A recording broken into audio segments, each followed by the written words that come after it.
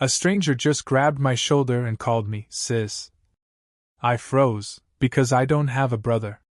But the look in his eyes screamed danger.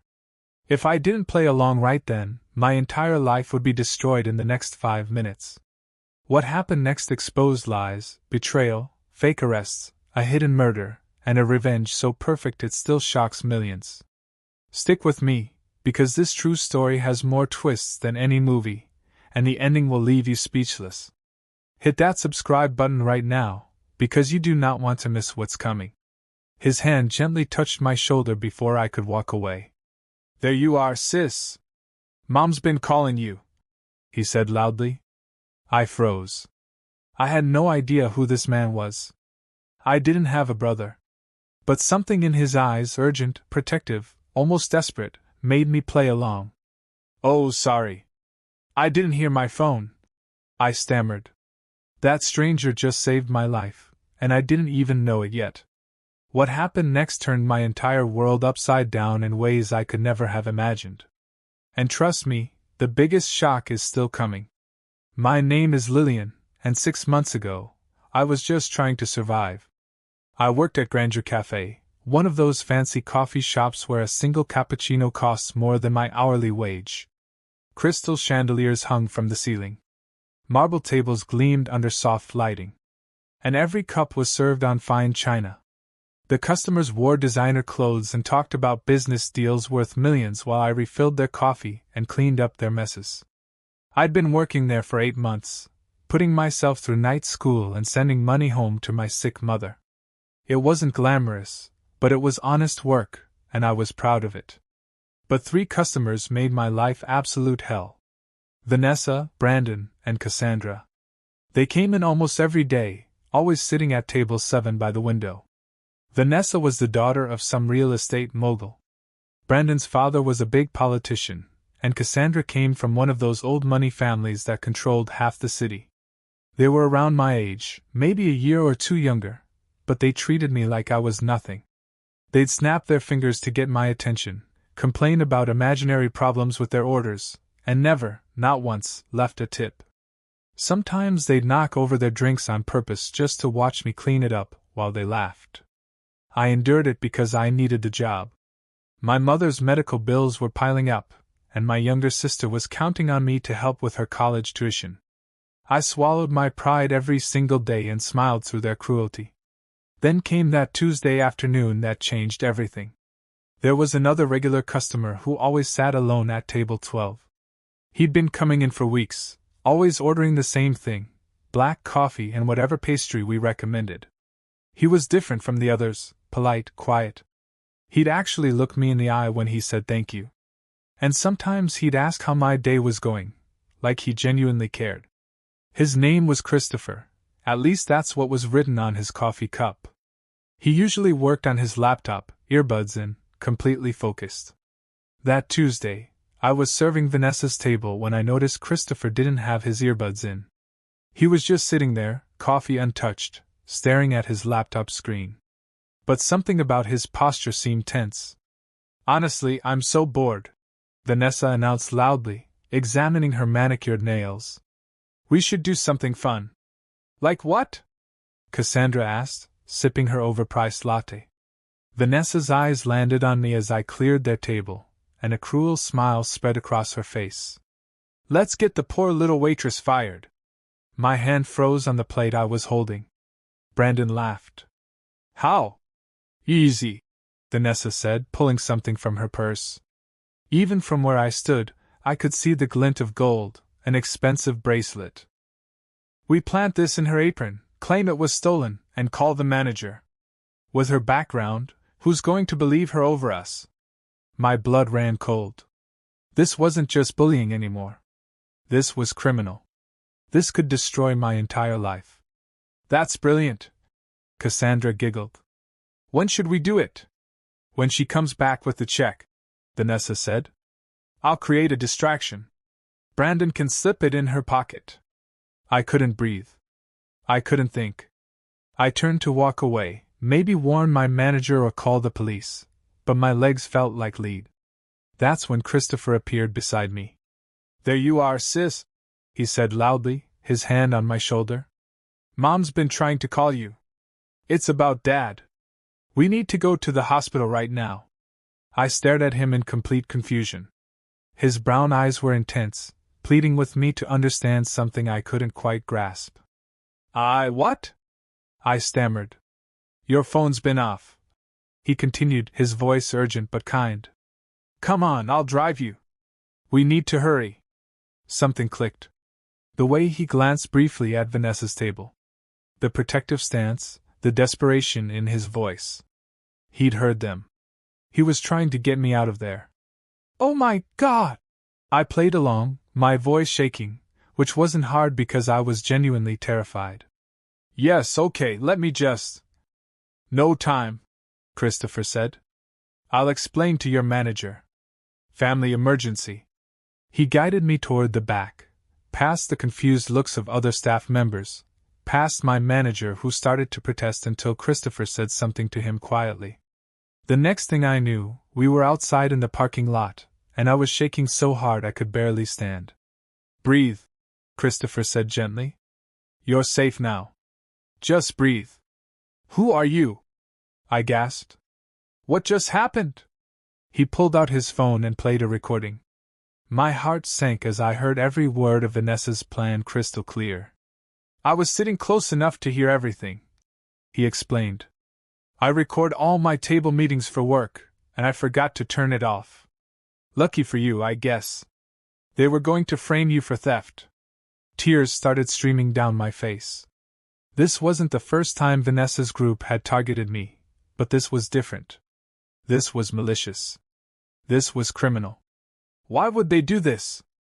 I've never done anything to them. Because they can, Christopher said, and there was something dark in his voice. Because people like that think they're untouchable. He looked at me seriously. How long has this been going on, Lillian? You know my name. It's on your name tag, he said softly. But I've seen how they treat you. I've wanted to say something for weeks, but I didn't know if it was my place. Today, I couldn't stay silent. I told him everything. Months of harassment, the cruel comments, the deliberate messes, the way they'd humiliate me in front of other customers. By the end, I was sobbing. And this stranger, this kind stranger, was offering me tissues and telling me it wasn't my fault. Go home today, he said finally. Call in sick. I'll handle this. You can't, I protested. You don't understand. I need this job. If I cause trouble. Trust me, he said, and something in his voice made me believe him. Just trust me. I went home that night with no idea that the quiet, kind regular customer was about to turn my entire world upside down. The next morning, my manager called an emergency staff meeting. I walked in terrified that somehow Vanessa had won, that I was about to be fired. Instead, I walked into a room where every staff member was gathered, and at the front stood Christopher, but he looked different, more authoritative, more powerful. Everyone, I'd like to introduce myself properly, he began. My name is Christopher Westwood, and I'm the owner of Grandeur Cafe along with 12 other locations across the state. The room went silent. My heart stopped. For the past 3 months, I've been working undercover in my own places to understand how they really operate. What I found has been both encouraging and deeply disturbing. His eyes found mine across the room, and he gave me a small reassuring nod. Effective immediately, we have a zero-tolerance policy for customer harassment of staff. Several customers have been permanently banned from all our locations. Additionally, I'm promoting Lillian Carter to manager trainee. She's shown remarkable grace under pressure, and I believe she has the skills to help us create a better environment for everyone. I couldn't breathe. The owner. He was the owner. That kind stranger who saved me literally owned the company. After the meeting, I approached him in shock. Why didn't you tell me? Would you have believed me? He asked with a slight smile. Besides, I needed to see how things really worked, and I'm glad I did, because now I can fix what's broken. That's when things started to get complicated. Within days, Vanessa, Brandon, and Cassandra were banned from the cafe. Christopher didn't just kick them out. He played that recording for their parents, threatened legal action, and made it clear that if they ever came near me or his business again, he'd destroy their family's reputations. Vanessa's father tried to intimidate him with lawyers. Christopher laughed in his face. Apparently, when you own a multi-million-dollar cafe empire, you have very good lawyers. But Christopher's act of protection set off a chain reaction I never expected. His stepmother, Patricia, appeared at the cafe 2 weeks later. She was ice-cold beautiful, wearing a white suit that probably cost more than my monthly rent. Her eyes ran over me with barely concealed disgust. "So you're the girl my stepson has been protecting," she said, her voice dripping with disdain. "Can I help you with something?" I asked politely, though my hands were shaking. "Yes." "Stay away from Christopher. Whatever little scheme you're running, whatever you think you'll gain from batting your eyes at him, it won't work. He's engaged to be married to Genevieve Hartford. It's been arranged for months. You're just a distraction." She left before I could respond, but her words haunted me. Engaged? Christopher had never mentioned that. When I confronted him later, he looked exhausted. "Patricia is pushing for it. Genevieve's family owns a competing chain, and a merger would be beneficial. But I haven't agreed to anything. It's none of my business," I said quickly, even though my heart was breaking a little. "Lillian," he said softly, "nothing about this is what I want." But it didn't matter what he wanted, apparently. Over the next few weeks, I met Christopher's younger half-brother, Nathan, a spoiled, cruel 23-year-old who made Vanessa look like an angel. He started showing up at the cafe, making inappropriate comments, and trying to intimidate me. Christopher warned him off multiple times, but Nathan didn't care. He had Patricia protecting him. Meanwhile, I was struggling to keep my head above water. My mother's condition was worsening, and the medical bills were crushing me. I was working 3 jobs: the cafe, night classes, and weekend shifts at a grocery store. I was exhausted all the time, but I couldn't let my family down. Christopher somehow found out. I don't know how, but he did. "Let me help," he offered one evening after the cafe closed. "No," I said firmly. "I appreciate everything you've done, but I can't take your money.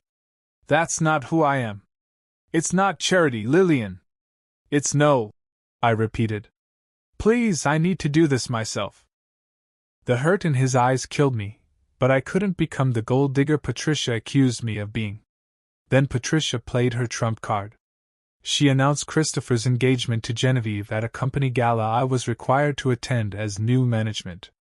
I watched from across the room as photographers snapped pictures of Christopher and a beautiful blonde woman, both looking miserable but playing their parts perfectly.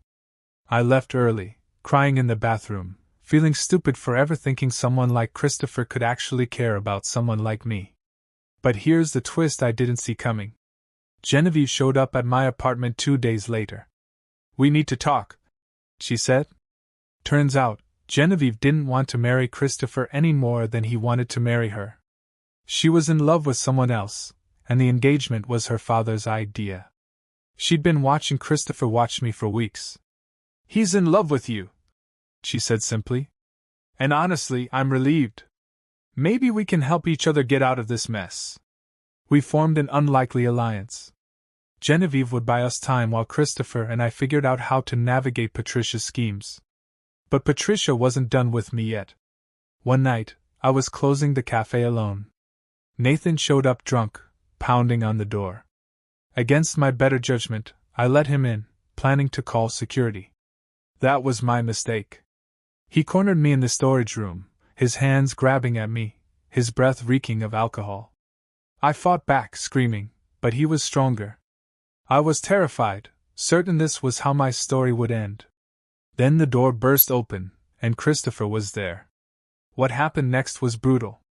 Christopher pulled Nathan off me and threw him against the wall. They fought viciously. And I'd never seen Christopher so angry, so protective, so dangerous. He beat Nathan until security pulled them apart. Patricia showed up within the hour with lawyers, trying to spin the story, trying to make it seem like I'd seduced Nathan. But Christopher had security footage. He had my testimony. He had witnesses. Get out, he told Patricia coldly. Take your son and get out of my business. Out of my life. You're done. But Patricia wasn't done with me. 2 weeks later, police showed up at the cafe and arrested me in front of everyone. Embezzlement. Fake documents showed I'd been stealing from the company for months. The evidence looked damning: forged signatures, fake receipts, money transfers to my accounts. Christopher was away on a business trip. I was alone, handcuffed, humiliated as cameras flashed and news reporters shouted questions. Gold digger caught stealing from billionaire boyfriend. The headlines were brutal. I spent 3 days in jail before Christopher returned and posted bail. He looked destroyed, furious, and absolutely relentless. I know you didn't do this, he said, and I'm going to prove it. He hired the best investigators money could buy, and what they found was explosive. Patricia and Nathan had been embezzling from the company for years. The documents framing me were created using Patricia's access codes, but it went deeper than that, much deeper.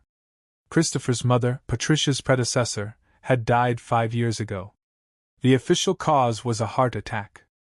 The investigators found evidence suggesting Patricia had been slowly poisoning her to gain control of the company and fortune. Genevieve came forward with evidence too.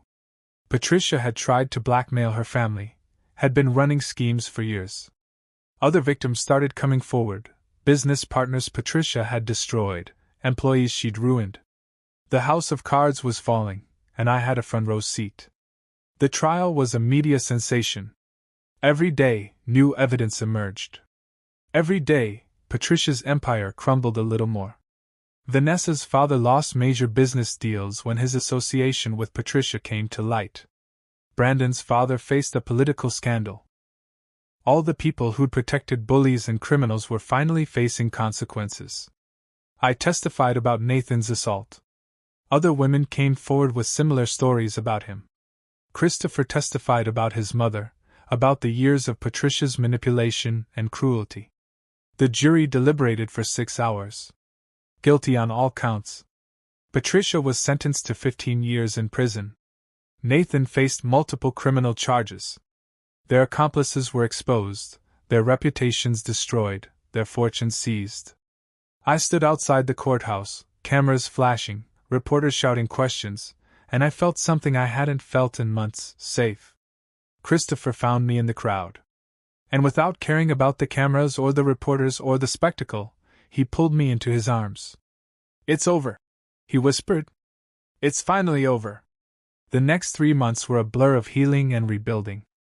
Christopher used his resources to get my mother into the best treatment facility in the state. Her condition stabilized. My sister received a full scholarship to a top university, arranged anonymously, but I knew who was behind it. Christopher formally broke the engagement with Genevieve, who was relieved and grateful. She became one of my closest friends, and she's now happily engaged to her longtime girlfriend. I worked my way up in the company legitimately, learning the business, helping Christopher reform policies to protect workers from people like Vanessa and Patricia. And Christopher and we took it slow. After everything we'd been through, we needed time to figure out who we were outside of crisis and drama. But 6 months after that day he pretended to be my brother, Christopher took me back to Grandeur Cafe after hours. The place was empty, lit only by candlelight. "That day I called you my sister," he said softly. "I wished it was true. I wished I had the right to protect you, to be part of your life, to stand beside you."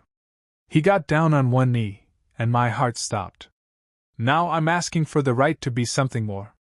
Not your brother, not your boss, but your partner, your equal, your husband, if you'll have me."